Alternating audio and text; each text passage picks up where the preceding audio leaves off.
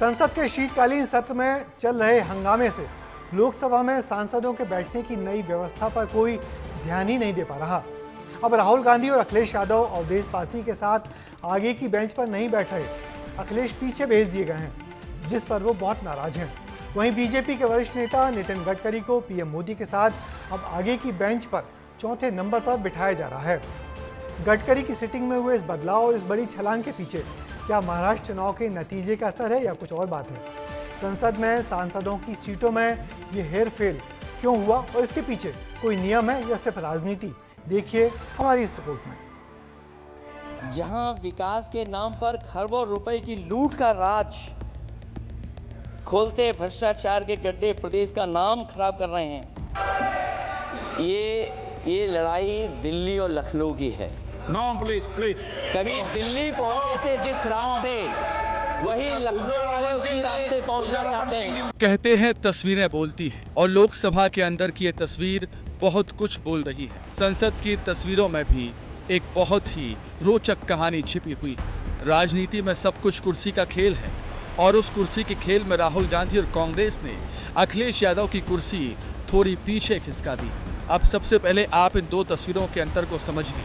पहली तस्वीर में जो अखिलेश यादव मानसून सत्र में राहुल गांधी के बगल में बैठकर गरज रहे हैं और अब शायद शीतकालीन सत्र में उन्हें अपनी आवाज अध्यक्ष तक पहुंचाने के लिए थोड़ा और जोर लगाना होगा, क्योंकि लोकसभा के नए सिटिंग अरेंजमेंट के तहत उनकी सीट 8वें ब्लॉक से हटाकर 6वें ब्लॉक में कर दी गई और ये सब कुछ कांग्रेस की सहमति से हुआ है। अब अखिलेश बाबू अचानक से पहली सीट से तीसरी सीट पर कैसे चले गए, उसके लिए आपको लोकसभा के स्वरूप और संरचना को समझना जरूरी है।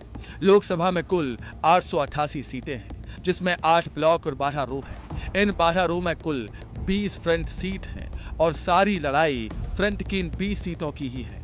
अखिलेश यादव के साथ साथ सरकार के मंत्रियों की भी सीट बदली गई है, लेकिन सारा हल्ला फिलहाल अखिलेश यादव की सीट पर ही है। अब लोकसभा में नया सिटिंग अरेंजमेंट क्या है, प्रधानमंत्री कहां बैठेंगे, नेता प्रतिपक्ष कहां बैठेंगे, आपको समझा देते हैं। ब्लॉक 1 की पहली रो में प्रधानमंत्री नरेंद्र मोदी की सीट है और उनका सीट नंबर 1 है। वहीं रक्षा मंत्री राजनाथ सिंह का सीट नंबर 2 और गृह मंत्री अमित शाह का seat number 3। Seat Nitin Gadkari की भी बदली है और अब केंद्रीय परिवहन मंत्री ने भी भारत की सड़कों की तरह सीधा 58 नंबर से 4 नंबर पर छलांग लगा दी। पीएम मोदी के सामने 8वें ब्लॉक की पहली रो में राहुल गांधी की 498 नंबर की सीट बरकरार है। राहुल के पास कांग्रेस महासचिव केसी वेणुगोपाल को जगह मिली है।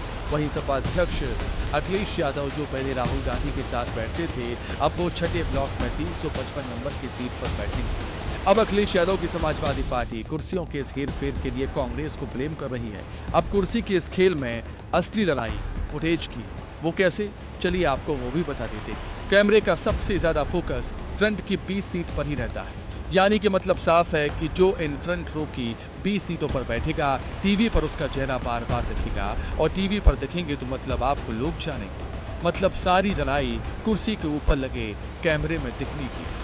अब फ्रंट सीट पर कौन बैठेगा और किस पार्टी के कितने सांसद होंगे, ये एक फॉर्मूले के तहत तय किया जाता है।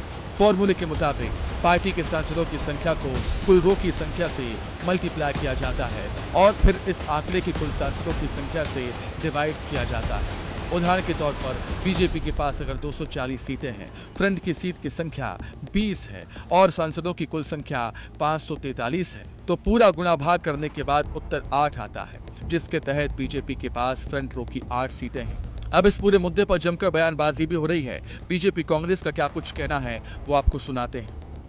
देखिए, जो प्रोसीजर के हिसाब से होता है वो संसद के अंदर होता है, पर मोटी बात यह है कि विपक्ष जो है वो इमेच्योरिटी के हिसाब से एक्ट कर रहा है और ये राहुल गांधी की अपरिपक्वता दर्शाता है कि वो विपक्ष के लीडर ऑफ ऑपोजिशन तो हैं, परंतु उनका व्यवहार लीडर ऑफ ऑपोजिशन के तहत नहीं, एक इमेच्योर बालक के रूप में है। जो भी सीट्स अलॉटमेंट डिसाइड करते हैं वो सबसे पहले तो पार्टी डिसाइड करती है, उनको ब्लॉक दिया जाता है जिस ब्लॉक में वो बैठेंगे, जिसमें वो सीट फॉर्मेशन होगी। और एक असूल है, एक राइट है उन लोगों का जो है, जितने भी सीनियर मेंबर्स हैं वो फ्रंट रो में रहते हैं, बाकी के जो न्यूली इलेक्टेड मेंबर पार्लियामेंट्स हैं वो पीछे के उसमें रहते हैं, या चाहे वो छोटी पार्टियां हों उनको भी वैसे ही अरेंज किया जाता है। और ये डिसीजन जो है, फाइनल डिसीजन वो स्पीकर का खुद का होता है कि स्पीकर डिसाइड करें कि किसको कहाँ पे बिठाना है। एक्सपर्ट के मुताबिक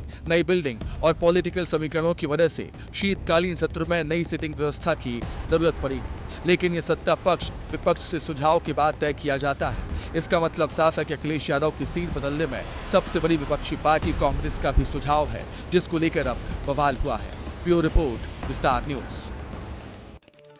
दरअसल संसद में सांसदों की सीटिंग में फेरबदल करना आसान नहीं होता, क्योंकि अब बैठने से ज़्यादा ज़रूरी है संसद टीवी के कैमरों की रेंज में रहना। यदि आपकी सीटिंग तक सदन का कैमरा नहीं आएगा तो फिर देश में कौन पहचानेगा इन सांसदों को। इसलिए इस फेरबदल पर कई सांसदों की नाराजगी की खबरें लगातार मिल रही हैं, मगर लोकसभा अध्यक्ष की सख्ती के आगे सब चुप हैं।